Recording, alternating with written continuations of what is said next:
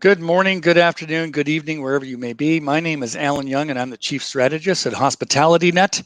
I am coming to you from not Toronto. I live about an hour north of Barrie, Ontario, and I am pleased, extremely pleased to have Kevin King, the Chief Operating Officer of Shiji Group, with us today, where we're going to talk about what's going on with Shiji and what they're doing for the future of our industry. Kevin, it's a pleasure to have you. Thanks, Alan. Nice to be here. Thanks Super. for Kevin, inviting me. yeah, great. It would be super if you could tell the audience a little bit about yourself and the company. I know many people will know, but for those who don't, that would be awesome. Okay, as you said, I'm the Chief Operating Officer for Shiji Group. I'm normally based in Beijing, in China. Today, I'm coming to you from Dubai, where we have an operation. I've been with Shiji now since about 5 years, actually going on 6 years now. And prior to Shiji, I worked for the Micros organization. But generally, my career started back in Australia when I worked for a hotel group there that used the very first hospitality technology under what was known then as the Hotel Information Systems, HIS. And then the HIS system was the first computerized system that I worked on, going from System 34, 36, AS400 and the like. And I was fortunate to then move in with our friends at ITT Sheraton at the time. And they sent me into Shanghai in China to be part of the opening team of the Huating Sheraton in Shanghai. And that's where I really began my true working life. And for the last 37 years, I've been in China working with mainly with Micros, I can say, with the Micros, the business, 17 years with Micros. And at the time, we obviously had our dealings with Shiji, as they were the main agent for Micros, looking after our customers, which were most of the major accounts and building the market inside China. And from that standpoint, I got to know Shiji very, very well. And then from there, became the COO when I left Micros after the Oracle acquisition. That's amazing. That's quite a history. It's funny. I'm surprised our paths have not crossed. I was with HIS 18, 19 years ago. You obviously had gone already, and it sounds like you were around when Dave Burkus was around. Yes. So yes, and my son was born out in Lake Forest, California. But I'm more interested about Dubai. However, have you skied there yet? No, I was actually at that. I was at that mall yesterday. To be honest, I had dinner there, but no, I haven't skied there. I had the pleasure of skiing there once, and it was like, if I had a bucket list, which I do not, that would have been on it. It was an amazing experience and a heck of a lot of fun. So, yeah, great city. Well, what we're here today, we want to talk about Shiji Group and what's going on there and the view of the future of the industry. So let's go back a little bit. I think is important. We've had challenges as an industry over the last 18 to 24 months. Obviously, it's front and center. It's even front and center in all of our lives today. First and foremost, how has the COVID experience affected you personally? And what have you learned from it? And how has it affected the company? And what has the company learned? Okay, that's a very interesting question. And thanks for asking about the personal side, because that I think a lot of us really don't look at the personal side of people that are leading companies in this time of global pandemic and global crisis. I personally have not been home for nearly a year. And prior to that, the year prior to that, I just was there probably only a month before coming back out on the road. Why? Because my role within Shiji when I joined was really to internationalize the business. And over the 5-6 years that I've been with Shiji has been just that, in building up the teams around the world, building up the technology stack, the acquisitions that we did, and then obviously the products and technologies that we built or continue to be and build today. So from a personal standpoint, it's been one of great learning, I can say, a lot of learning as I travel the world and travel the region now that we can travel a little bit. but it's also been quite a struggle from a personal point of view, not being with families and the like. But in saying that, I work for an amazing company, an incredible boss, a gentleman named Mr. Lee, who's the founder and the CEO of Shiji.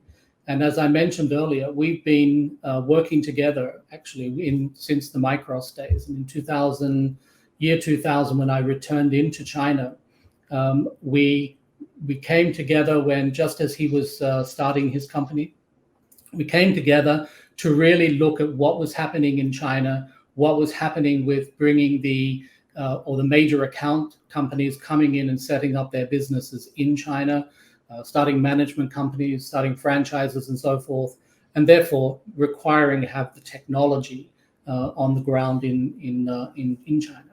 So as such, we partnered together as under Micros, together with Shiji, and created a very good relationship, not only with our two organizations, but with our customers. And ultimately, in 2003, you'll probably remember in 2003 that we had another pandemic. Actually, it wasn't a pandemic; it was much smaller than the current.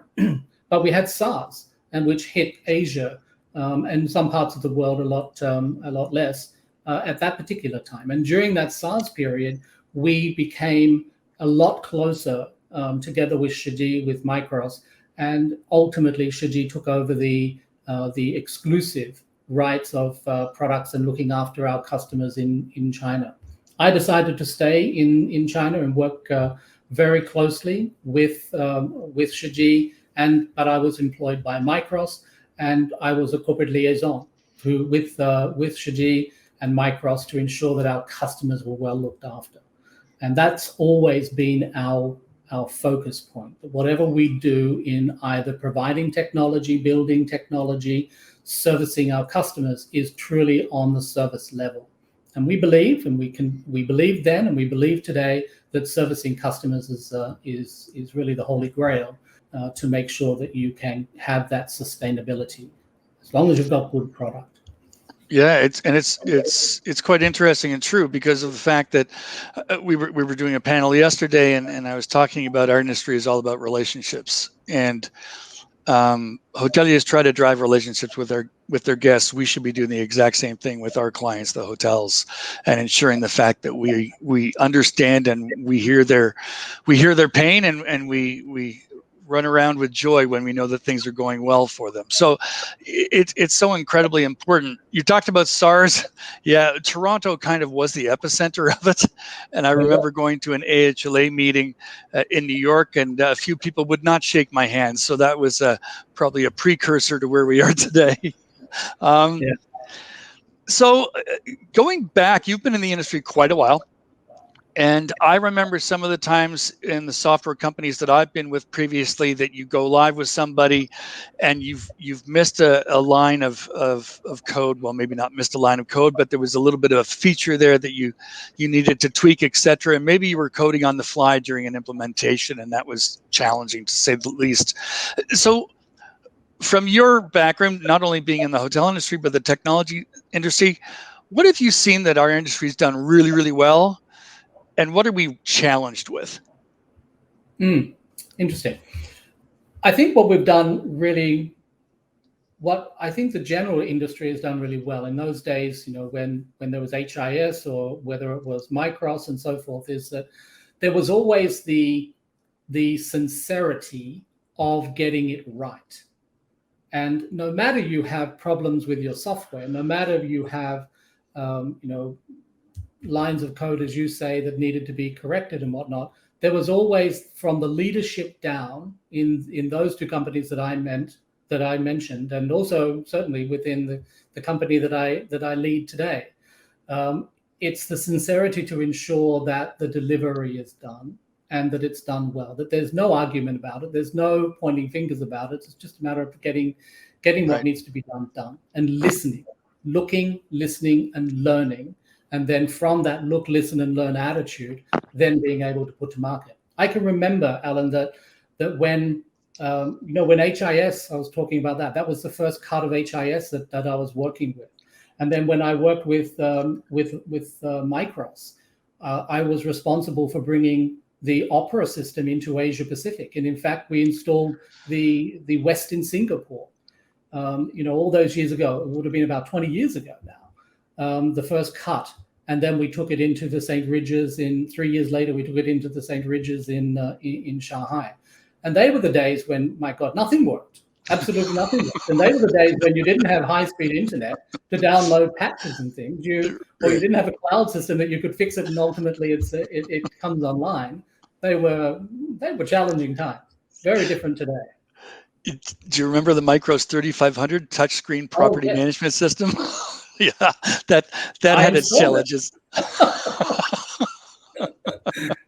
Too good. Let's get into Shiji and what Shiji is all about, because I do believe that some of our audience will not know as much as they should about your company and how vast you are. So you can tell us about all the different types of, and I'll call them verticals within Shiji that you focus on as a company? Yeah, that's fine. We really provide solutioning where people eat, sleep, shop, play, and pay, and all the gambit that comes in around that. For example, we have our Shiji distribution solutioning, which really has a holistic approach to the way that we handle ARI and the way that we handle media and the way that we handle content. Now, the distribution world is very, very important because that drives business towards the customer, whether it's connecting to an OTA, to the GDS, or into a hotel group's a central reservation system and whatnot. And with our acquisitions along the way of taking what we originally had as a Chinese-based, the first Chinese-based distribution solution to the world, we then added the content from acquisitions such as Ice Portal, which puts the visual content and video content and whatnot behind all of that. So distribution has been a very, very important foundational vertical for us in the market. Our payments business is also another one that crosses over different verticals. Payments really can deal from food service vertical into the hotel vertical, into the retail vertical, and so forth, the various verticals that we operate in. And we decided to build that payment solutioning, the payment technologies from the ground up. I previously, in my previous work with Micros, created what was then known as the Micros Payment Gateway. In Shiji, we actually created it from the ground up because technology changed and the way banks operated changed and whatnot. So one of the solutions was homegrown was the payment solutions. Then we also see the need not only in the hotel industry, but also in the destination business, such as golf, spa, theme parks, and so forth. So we acquired a number of organizations. One is an Asia Pacific organization called Galaxis, which really handles theme parks and the larger destination business. So we have a number of businesses in China, for example. Because about 70% of the Chinese theme park market is utilizing our Galaxis technologies to run their theme parks. Concept Golf and Spa was a Portuguese-based business that we acquired. Large organizations and golf courses and whatnot around the world also have the destination business under golf and also the spa. Infosys is our food service technology, and that really works within the food service, both inside hotel, but also in the typical restaurants, the fine dining restaurant environment. Not casual dining, but more fine dining restaurant environments around the world. So Infosys has been it's a very good anchor for us as we globalized the business of Shiji and grown that business quite substantially and working with a lot of the major accounts around the world. One of the ones that we've been working and really focused on, and what we have been focused to deliver, is a platform technology, what we now call the Shiji Enterprise Platform. And the Shiji Enterprise Platform is a ground-up development of what typically is known in the industry as either a PMS, meeting and events, and also has central reservation, multi-property, and the like around that. That has been a ground up and a very big development focus for Shiji over the last 8 years. We've won very good customers such as the Peninsula Group, which is in rollout mode of that solutioning today, and many others that some I can't mention on this call, but you'll get to know them over the next couple of months. So this underpinning of many of the solutions that we have is all around the platform services.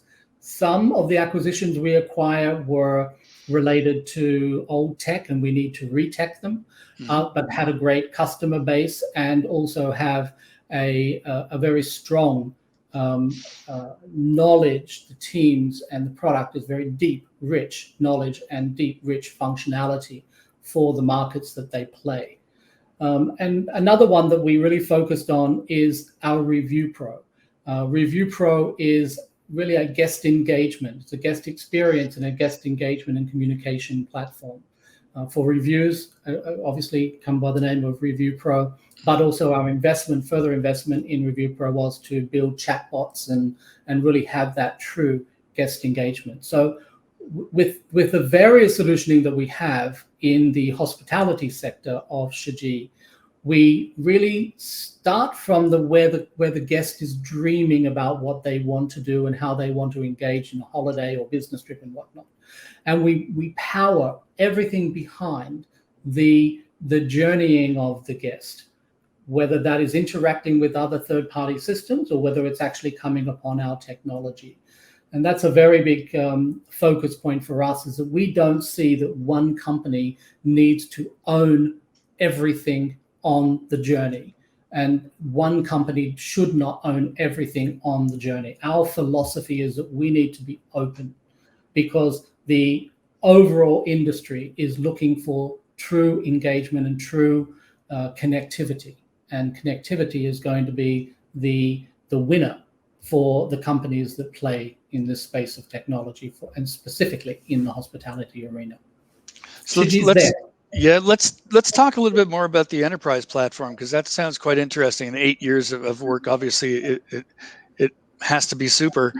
Where did you get your knowledge base from in order to develop a platform that not only from a technology perspective was going to be scalable, flexible, all the things you need today, but also meet the needs of hoteliers and how their business is transforming almost on a monthly basis? Yeah, that's also a very interesting question, because when we, 6 years ago, when we sat down and we decided to go into building a product, or actually when we first started, we said, let's go and have a look at what's on the market. First of all, who's on the market? What systems could we acquire and then invest further and grow them, right? So actually, myself and a colleague of mine, we went on a tour around the world to meet with multiple different companies that were startup companies and the like. We invested in one which was called HITEC in Germany, and we started to sort of look at what was the next generation technology from a technology point of view, from the tech side, but also what did the industry want. So having the access, because we service the global hospitality big chains for many, many years under Shiji and under Micros, we had access to talk to people. So at that time, while we were looking at who we could potentially acquire, we also were talking to the customer base and listening, listening and learning. I always say that. My team give me a hard time for always saying that, but looking, listening and learning as to what they needed, what they saw was the next generation.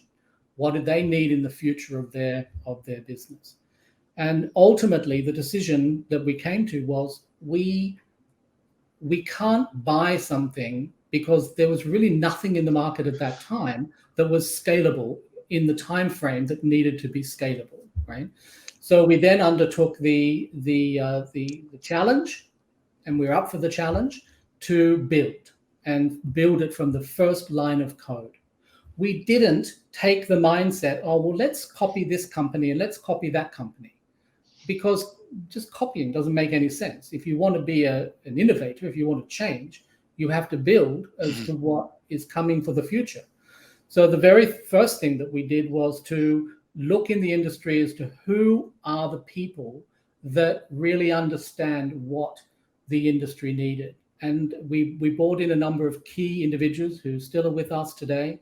We brought in technologists that were not part of the old style of technology, but the new style of cloud technology that really understood what cloud was about, and not a closed cloud, but an open cloud, right? So that the open cloud, and we actually decided to go down the path with AWS and have a great partnership with AWS. Our product sits on AWS. And we really sort of went to begin a partnership with 3 companies, of which Peninsula was one, and 2 other companies that were US-based companies, and a couple of smaller groups in the European space to sort of get our knowledge. But what we needed to do was don't talk about it. Be very quiet. Keep it as a stealth project, and bring all the new technologists in, bring all the gray, I call them the gray hair people, the one with knowledge, and the blue hair people, the one with the tech knowledge and the savvy knowledge of what is happening today. And then for many years, we kept this as a very, very, very quiet secret. And we built systems, we failed at them, we built them again, and we failed at them again, and we got it right. And that's where we are at the minute. This is a foundational system that all of our other acquisitions are building based upon this tech stack now. First, right, to coexist with them. Second, to build the next tech on the platform. Wow, that's a pretty aggressive kind of thing to go after. It's lots of companies have tried, and many have failed just because of that monster. It is a big thing. And when you build something like that, obviously everybody wants you to connect it to everything and their brother. And that API kind of ecosystem has to be there in order for you to, offer the best of breed scenario, but also be able to work with regional companies that might not necessarily need an API with a company in the US, but they certainly need it with a company like yours in APAC or in other regions of the world that we don't see. So when we're talking about interconnectivity, interoperability, all of those things, how has that been architected? Yeah. So when we built this, and the tech that we built it upon, we actually have what is actually bashed too much today.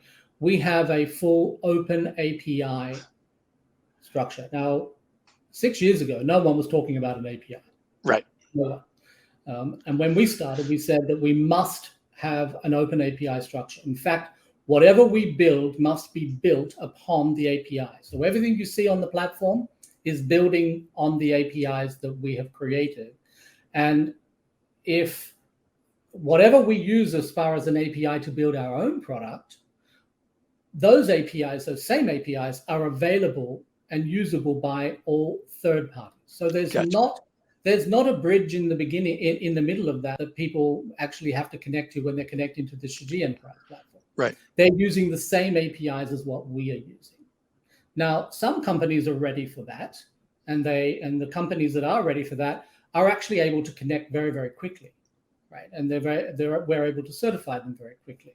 We have an event-driven architecture, so they can subscribe to the events that happen within the platform, and then get issued the events every time something happens. A check-in happens, a checkout happens, a room move, or whatever. That's an API call. It's not an interface, so to speak. It's a true direct connectivity. But of course, as I mentioned, not everybody is ready for that yet. So we do have to put in what we call a premise to cloud a stopgap, if you like, and we call that Hotel IFC or Shiji Box, because we have to cater for the legacy systems that happen to be in play. So yeah, I mean the whole concept of an API, especially when you use the term platform. If you're going to use the term platform, you must use it, you must respect it. And the only way something is a platform is if it really is built that enables others to connect in or subscribe to events and so forth that come from that. So we respect the words, and when we say that we have the Shiji Enterprise Platform, it truly is a platform. Okay. And as the industry embraces platforms, because I truly believe the industry is ready, we get back into travel, we get back into hotel guests, we get back into everything that is the rudimentary part of our business, which is taking care of people and making sure they're safe and doing all of these things. And there's been a number of editorials and a number of online publications about what people think the future looks like for travel, etc. What do you think travel's going to be looking like in the next 12 to 18 months? I think, a lot From of your people crystal ball. Yeah, from my crystal ball, right? I think, you can sit back and you can speculate. I don't think Yep. anybody really knows because there's too many variants going around and there's too many nuances of these variants. I think that the next 18, if I just take a look at it from a Shiji point of view, from our point of view, we are here to help the customer, but also help ourselves.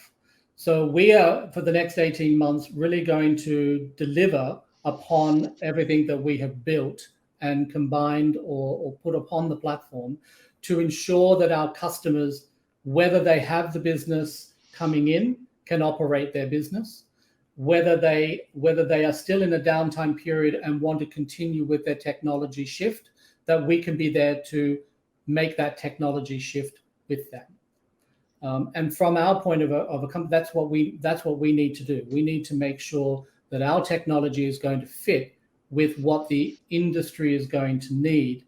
And then when the business comes back, whether that's going to be next week or whether that's going to be in 2 years' time, that we'll be able to support that.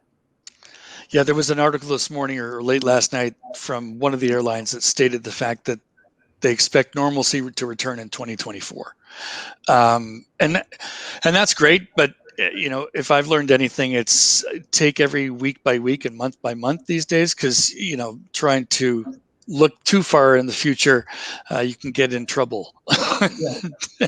It's quite interesting. That's right. I mean, how can you forecast for all of that? I mean, you can put any forecasting and model in as you want, but then you hit from left side because of variants or countries closing and whatnot. In many ways, the whole solutioning of opening and closing countries has become very political rather than safety. Very much so, and we're being in Canada. We think that we're immune to that because we're just a whole bunch of really nice people. But we're certainly seeing that here now, which we would have never seen previous. That is becoming a political issue, and it's quite feisty. So yes, things will change. So Kevin, any closing remarks as we finish off this 30-minute slot? Yeah, I think that the industry as a whole, if we're talking about technology, is going to go through a massive change in the coming 3 to 5 years. We are part of that change. We're very proud to be part of that change. We built our last 6 years upon what the global industry of hospitality wanted and needed to do at a time where they were very, very busy and didn't really have a lot of time for disruption of change of technology. Where today enables, and I'd say the next 3 to 5 years is really about the enablement of that change for global hospitality and the technology that is going to actually foster the interaction with their guest and putting in the foundation and the foundational technology that is going to delight their guest, to enable their guests to be direct towards them, is really what the focus is on many of these hotel groups today. Our focus is really to focus at the enterprise and the global enterprise. But in order to do that, we can't do that. We should not do that alone. There are many great companies out there. Whether we are a competitor to those companies in some respect or not, common is that we have the same customer. And we should pull together as a technological industry to really look at how we can work together to cooperate, to, yes, in some cases compete, but to deliver solutioning towards what the customer needs at the end of the day. Because that customer needs to service their guest. And guest loyalty will move from one to another because the time passing has gone a long time. So people will change their thinking and their direction. So keeping those customers is being able to give them the next generation of tooling for them to use.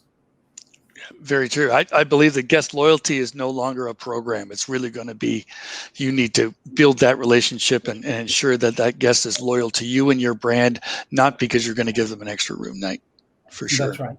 That's right. Kevin King, Chief Operating Officer of Shiji Group, thank you so much for joining us today. It's been truly a pleasure. Yeah, I've enjoyed it. Thank you very much, Alan. All right. And we'll hope to see you face to face very soon. Yes. Take care. All right. Cheers.